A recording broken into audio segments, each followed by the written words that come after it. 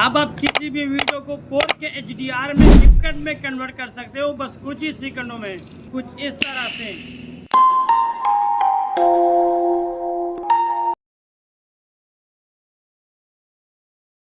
Simply CapCut में अपने video को इंपोर्ट कर लेना है।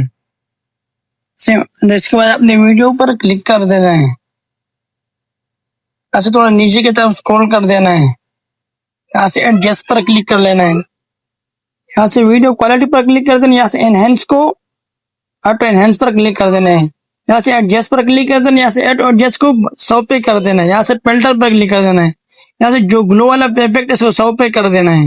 ये हमारा अप्लाई हो चुका है। यहाँ से 30 से 35 सेकंड तक वेट कर लेना है। इसके बाद हमारा फिल्टर ही अप्लाई हो चुका है। आप ये देख सकते हैं हमारा वीडियो रेडी हो चुका है। आप यहाँ से एक्सपोर्ट पर क्लिक कर देना है। आपका वीडियो यहाँ से एक्सपोर्ट हो जाएगा।